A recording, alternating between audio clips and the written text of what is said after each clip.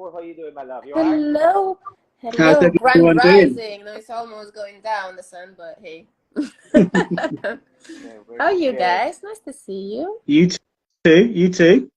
Been looking forward to this one. So yeah, it's well, I'll let Devon introduce you if that's okay with you. Of course, of So course. yeah, Yeah, Thank you let's for go, having guys. me, by the way. Thank Yeah, you for it's a having me. Very pleasure. excited. a pleasure. It's a pleasure. To be fair, like obviously, I was speaking to my friend about today's episode, and yeah, when I told him a little bit about what you do and stuff like that, which we will get in a minute. He was like, "What? How does she do so many stuff in terms of like, because you obviously got a 9 to 5 plus you do dancing and all that other stuff, and he was like, how does she manage your time?" So that's a little bit why we want to see have this interview with you as well. So that's Hmm. something I definitely want to obviously get some information on as well. But yeah, with no further ado, I just want to say it's a privilege having you on the Wednesday Chit Chat.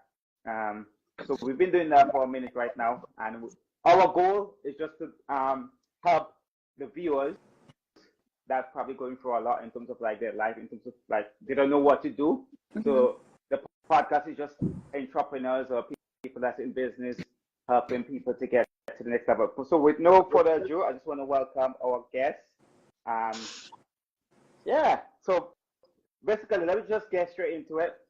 So the first question I wanted to ask you. So tell us a little bit about yourself. Who are you? Hmm. Ooh, the existential question. How do we answer that? So I guess I could start from the start of where I am from. So originally I'm from Lithuania. It's a country in Northern Eastern Europe. And I have moved to the UK when I was about 13. So I've been in this country for, I think, just over 16 years. So you can do the math. So how old I am? I am 30. There you go. Quick math. Yeah, yes, I know you're gonna say it, but yeah, the maths has made sense now. And at the moment, I am working in the medical devices field. So I studied medical sciences at University of Leeds. To anybody who's from Leeds, big up. Big up to Leeds. It was a great time at university. And I was a recruiter in the space. I was a global executive headhunter for a while. And that's where I kind of learned my sales skills. And that's where I saw, okay, so maybe I love the science aspect of it, and I learned a lot, and it made me kind of very curious, very inquisitive about the world, about everything, and I would question everybody for evidence, no matter what they were saying. I was like, in my heart, I am a scientist. Even though I do not work in a lab, I'm gonna question everything. How does this work and why? So I kind of went into recruitment, and then afterwards I joined the current company that I am at the moment, and I'm an account manager there, which means you can say I'm a sales rep, and I look after different customers from hospitals, private labs, and universities, and I have to make sure that they are looked after, and that I make the money, basically. So that I bring the bacon home, basically. Okay. That is my job at the moment. But as well, I have a little business which is in deep tissue massage. I'm very much interested in wellness and fitness and dance, as you said. So the massage thing is my side thing that I really enjoy, because recovery is also important when it Very comes much. to fitness. So that's kind of a little brief about me. Yeah, I love that. I wanted to ask you something because and in a sense, although I'm asking you, Donalda, it kind of applies to both of you because I have this kind of like because you talked about research and wanting to because of your inquiring mind. So I've noticed something, and like I said, it's not a tested theory, but it's a kind of a theory that I have, and although in slightly different ways, neither of you were born in this country. And I have this kind of like I have this kind of mindset that if you have gone, if you're from a certain country and you go to another country, already that makes you something of an exception, something of a pioneer.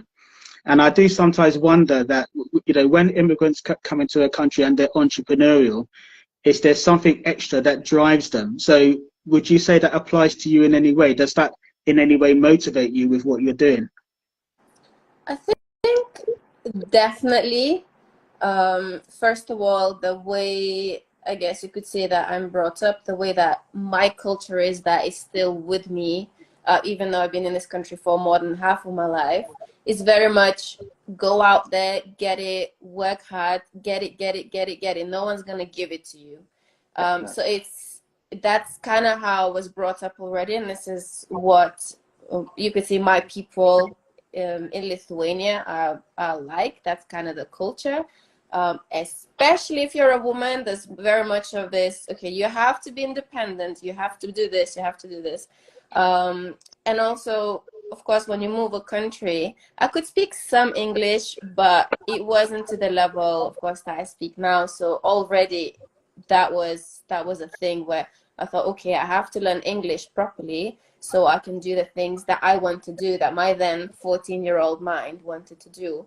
So I think it all builds up from there, because you want to get more, you want to learn more, and you want to be more. You don't want to just put yourself in a little, in a little circle and in a little bubble and not get out there. So I think definitely that's a very interesting theory. It's very good. Yes, that's true.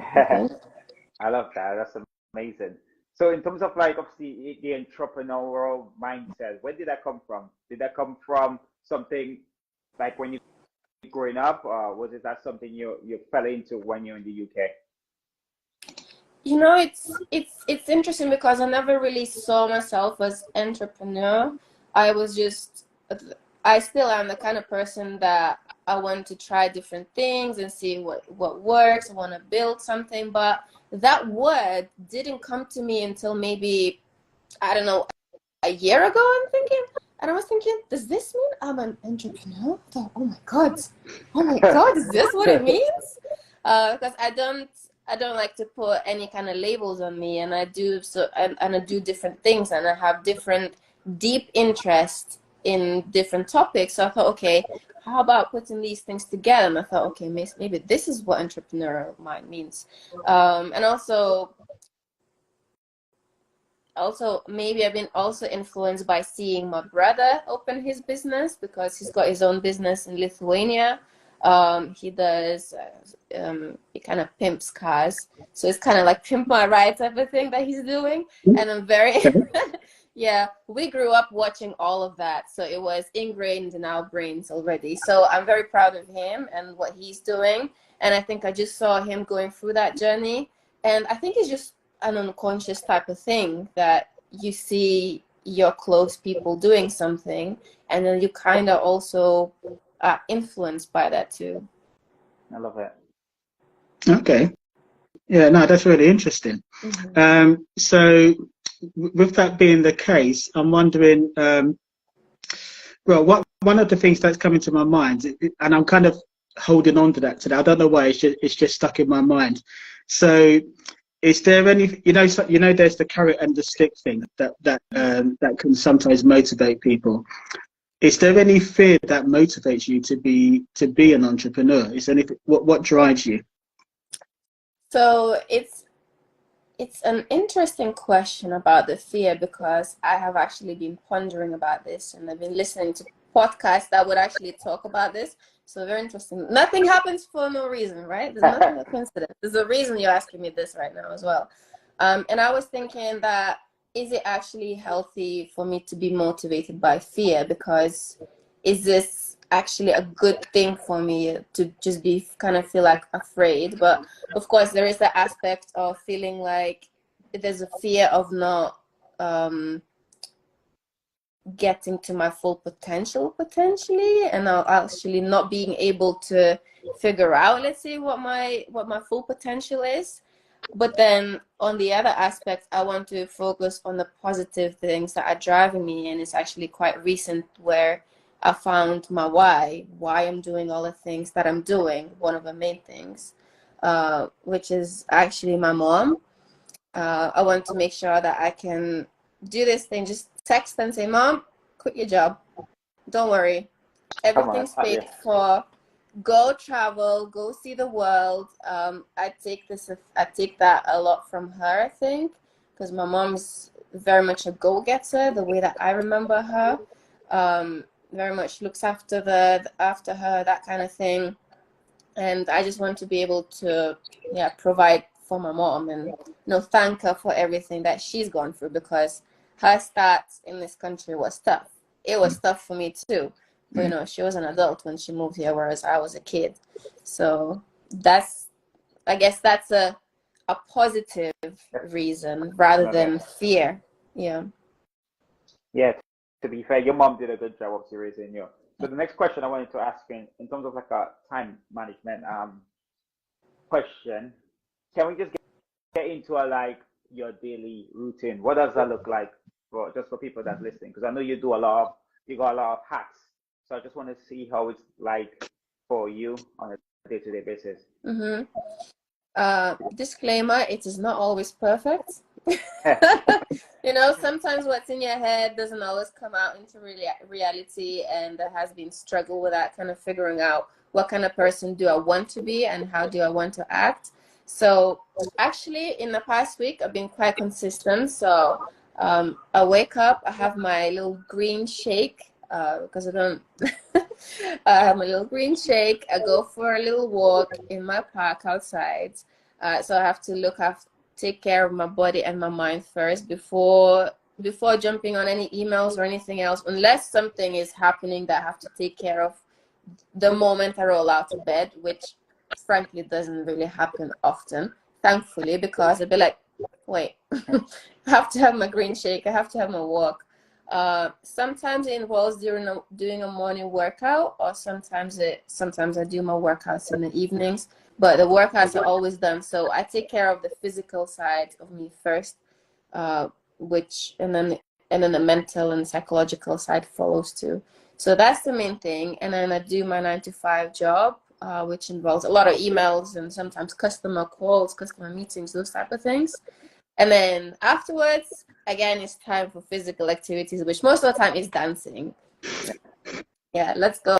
So that's kind of it. And when it comes to my little business, my massage, that could be also in the evenings or weekends, because I don't want to also overwhelm myself. So when it comes to time management, I also need to prioritize. Okay, what is most important to me? First of all, what is paying my bills? My job is paying my bills. I don't want to romanticize the whole thing of jumping into doing a business and then not being able to pay your bills. I'm like, okay, this is my first focus. And so is my well-being, because I need to feel good, look good, to be able to do everything I want to do. I love that. That's amazing. Thanks for that. Appreciate that. No, that's great. And that's one thing that you two have in common, that you're much more disciplined than me when it comes to looking after your body and your fitness. So I definitely need to learn a bit more from the two of you. And you're kind of touching on something when you're talking about your routine. So do you have a kind of like a code that guides you, like principles that guide you in the things that you do? Is anything driving you in that sense? You mean the reasons why I do it, or just in what way? What do you mean? In the sense that is there like an overall picture that guides you in terms of what's driving you in terms of the business and the way that you look after yourself, etc. And in a way the question's purposely vague, because in a sense I want to know what pops into your mind. Where does your mind take you when you think of that question? I guess the first thing was because I do want to, as much as I like to go away from the routine, I do like the routine because I think it also trains my mind to be disciplined for other things as well. So like my work and my business side of things, and figuring out where I want to go on the business side of things. But what motivates me is, first of all, it might sound selfish, but actually, I got rid of this whole thing thinking that doing things for myself is selfish. I do not think that anymore. I want to take care of myself in the best way possible, so that I can then take care of other people. So it could be, you know, my mom, it could be my friends, it could be this, and I need to be of sound mind. And I have now, through trials and tribulations, have learned what that looks like. So making sure that, you know, even though my morning routine can be up and down sometimes, but I have my non-negotiables, the things I have to absolutely tick off to do to feel like, okay, I've done these things, I've taken care of myself, okay, now what? So I actually just write it down. I've got a little diary of the things I want to do every day. And most of these things are physical things. So like doing my stretches, doing my workouts. I talk about working out a lot. Probably noticed that. My little dance practice, things like that. So it's something that then drives me to do all the other things that I want to do or that I need to do. That's amazing. Well, I'm kind of the same as well in terms of like having a routine. Like I'm quite strict with it. Although this acronym I normally use when it comes to my routine, it's called SAVOR. And the way I describe it is S is for obviously, you know, silence. So I do my meditation, and then I do um, affirmation, visualization, exercising, reading, and journaling, which is scribing. So I have the acronym, and as you mentioned, that's like a non-negotiable. But the question I wanted to ask you, in terms of like the word failure, when you hear the word failure, what does that mean to you? Is that like a problem within your life, or you see it like, oh, failure comes, but it's like a learning experience? How do you describe the word failure? Failure, the few words that come into my mind is fear, disappointment, but also new paths. Because when you fail, you either, depends on what you want to do. If it's something that you feel in your heart is your passion. So one thing that I can relate to is dancing, because trust me, the dancing thing was hard for me. When I started, I thought, oh my God, Donalda, do you need a different hobby or what? I was just talking to myself a lot. I was like, I don't think this is working, but because I was just kept failing and failing and failing and failing, but there was something there that just kept me going. So if you have that passion and the love for something that you're doing, failure is a good thing, because when you fail, how do you feel after failing? Do you feel like, nah, I didn't really care anyway, and you move on to the next thing or whatever, or do something different, or you're like, damn, this really hurts, but why does it hurt that I failed this thing? I would say this is primarily how I feel about it. Of course, I still have that fear of failure. So for example, there are maybe things that I haven't done before because of that. But I'm working on it, I could say. That. That's good. Amazing. Thanks for that. Appreciate it. Thank you. So you actually touched on something that in a sense leads to another question. Then you mentioned passion. So let's just say that you had access to a time machine and you could see yourself in 5 years' time. What kind of life would you be living, and would your passions have anything to do with that? I mean, that's probably a yes, I'm sure, but if you can build a picture of that for us. Ooh, Laura, my friend, is singing amen to that. You know what? I would say I don't really have a very clear picture of that, because I think there are many paths that I could go depending on the actions that I take in the next year, for example. But in terms of passion, one thing for sure, I'm still going to be going to the gym. I'm going to be looking after myself and hopefully helping others. That's kind of the way that I want to go. I want to go more into the fitness world. And I'm still defining that to myself, what that looks like. And I'm going to be dancing. I'm going to keep doing the dancing thing, you know, and I'm going to be failing sometimes, and sometimes it's not going to work, but I'm going to keep doing it and maybe put the two things together. So these two things are definitely the things I'm sure about. I'm going to do my best to take care of myself and my mom and my friends. And the rest is I just need to keep my eyes open. So I do not want to, because the reason why I say this is why I'm sure about these two things is because a lot of other things might involve other people, and I do not control other people. The only person I control is myself, right?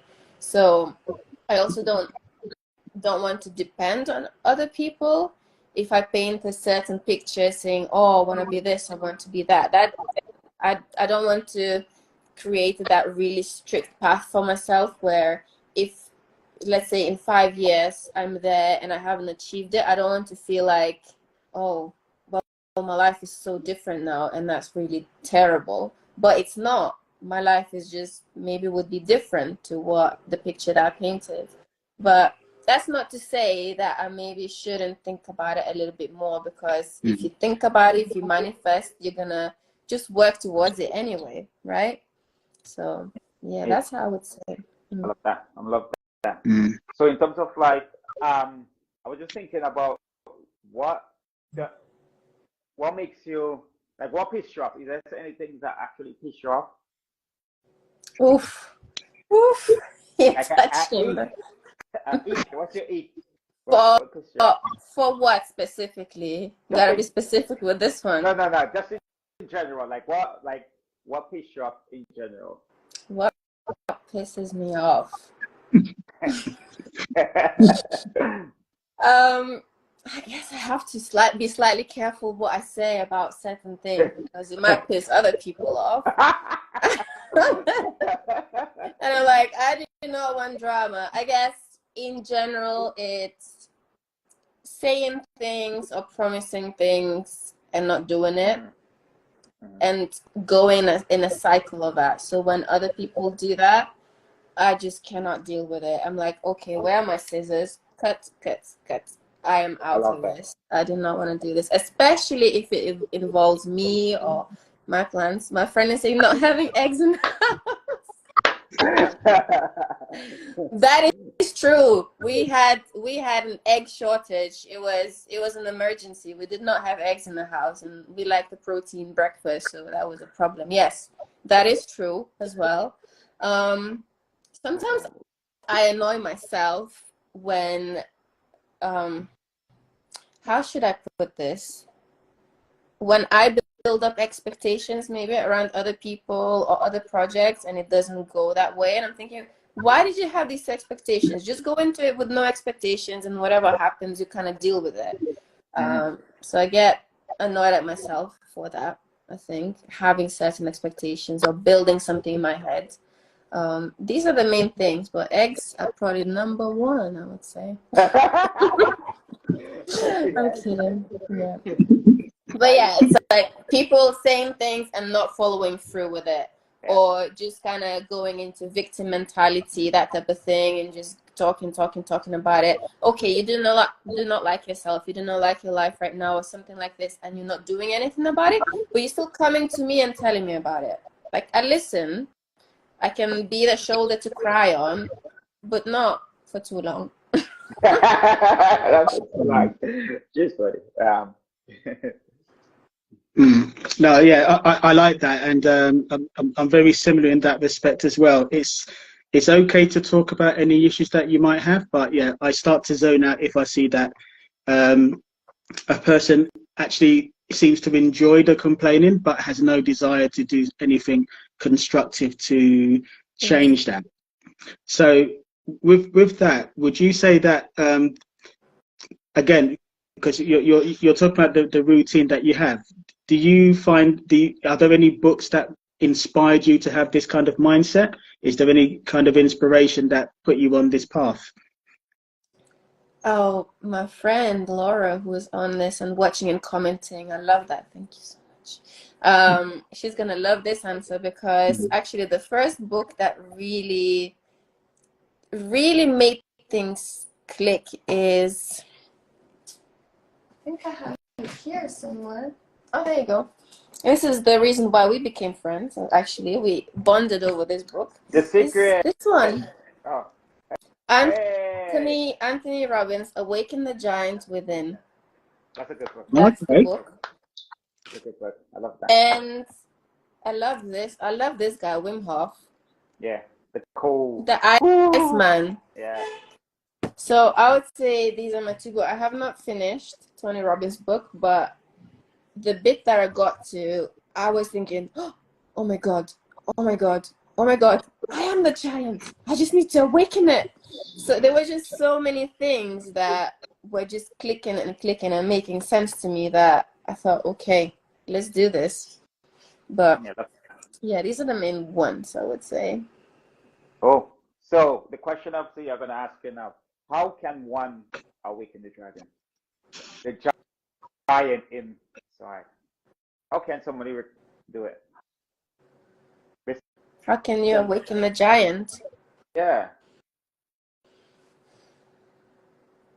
First of all, if you tell your mind to shut up, and be like, all this chit chat, you cannot do this, you cannot do that. Oh, what are people gonna think?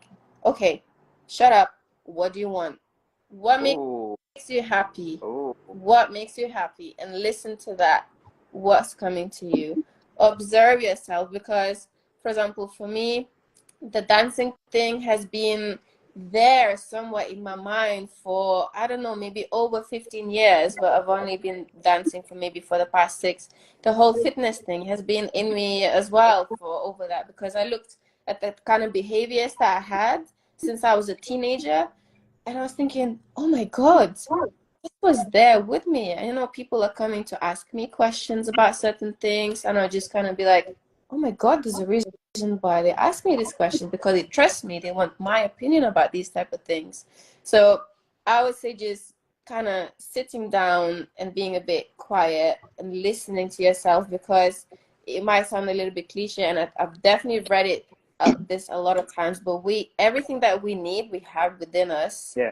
Everything that we need. So we just need to listen, and definitely not care so much what people think. In the past 3 years, that's definitely been the main thing for me, because so many people have all these opinions about you, and they're like, oh, rubbish, just like, stop it. What are you doing? Tell me about what you're doing, and then maybe I'm going to listen to you, rather than, oh, you cannot do this because you're a girl, you cannot do this because you're this or that or this. Oh no, shut up. And then keep that circle small of the people that are really you know, your hype women and hype men, like Laura, for example. She's my main hype woman. She's amazing. And she came into my life literally at that point when I started to feel like, okay, I'm definitely much more than, you know, what I thought I have been for the past few years. And I need to believe in that myself. And I don't need anybody's validation, because I've been looking for people's validation to feel good about myself. And I thought, no, but I can validate myself and bring that greatness out in myself. And you know, one thing I actually came across, I was thinking, oh my God, am I afraid of my own greatness? Oh my God. This kind of really hit me. I thought, am I not doing certain things because I'm afraid what the success might look like and how I might deal with it? You know, so I would say yes. But definitely the main thing, tell your mind to shut up and ask yourself, what do you want? What's important to you? Perfect. I love that. That kind of puts another question in my mind, which kind of, this time we're going to go backwards in time slightly. So you said something about seeing things within you. So we're about to run out of time. So just a very quick question. I see that you did a fitness competition once. Did you learn anything about yourself that you didn't know was there? Because although I've never done anything like that as disciplined as you two, I have a sense that that takes a whole load of discipline to achieve what you did. Did you learn something about yourself when you did that?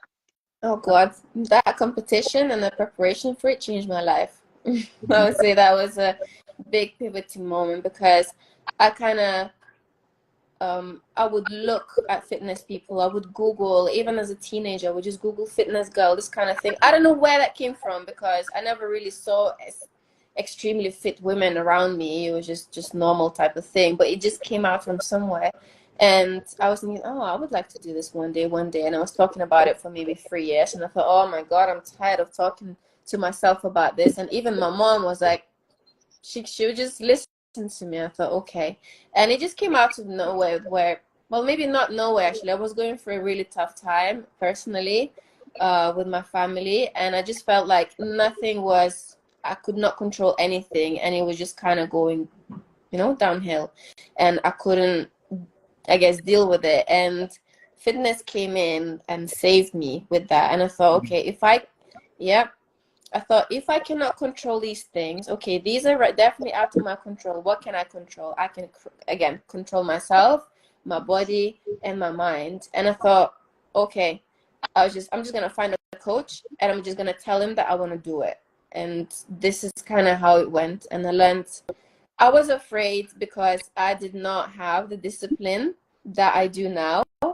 But knowing that I've got a show and I'm going to be on stage and literally going to be judged for how I look, this is a woman's worst nightmare, you would think, right?